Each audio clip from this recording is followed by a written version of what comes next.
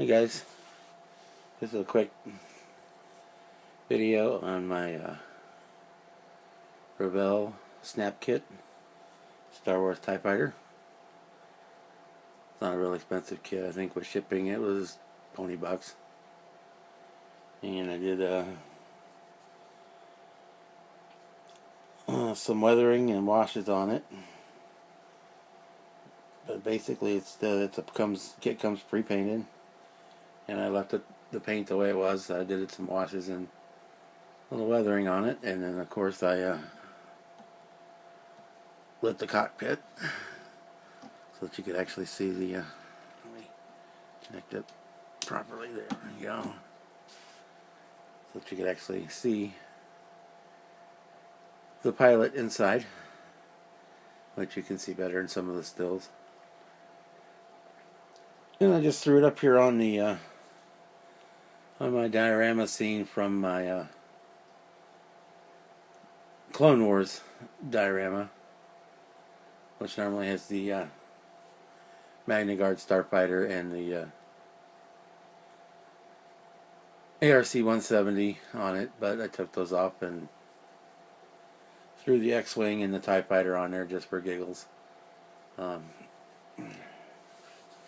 Adjust my light here so you get a little better look at it in the light. I just didn't want to overpower it at first because my lights are really bright.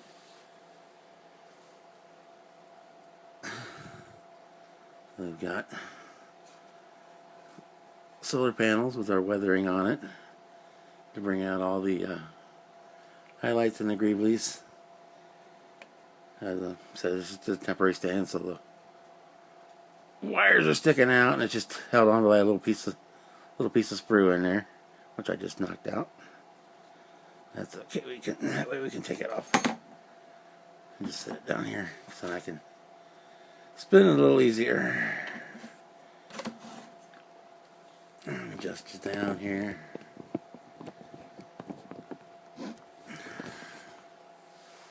Here's the rear side of the engines, the twin ion engines. In the bottom, I got the wires where I got the wires run out through the base mount. I may actually go ahead and use the kit supplied stand and just route those wires, hide those wires in it, and run it down. I just got 2 LEDs in there to light to light that cockpit up. If we go completely dark, you'll see that's the only thing that shows up. But it's kind of a neat effect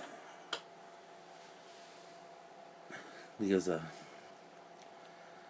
otherwise the pilot and the really nicely detailed cockpit are just lost inside of there otherwise. And by I put 2 SMDs in there. It's normally a lot brighter. My batteries are just about dead because I've been playing with it so much for the last couple of days.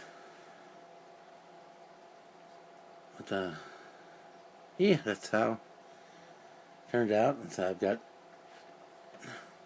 through the X-Wing. Oh, just threw my X-Wing back there for effect behind it when I was taking some of the still pictures,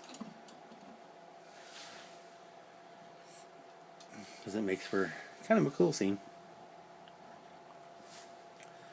I've also had Darth Vader's TIE Fighter, and my plans are to build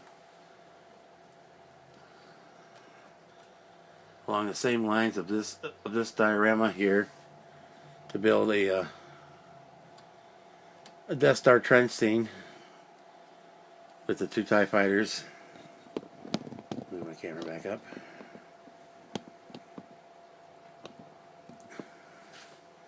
With the 2 TIE Fighters chasing the X-Wing down the trench. I have an idea how to make the background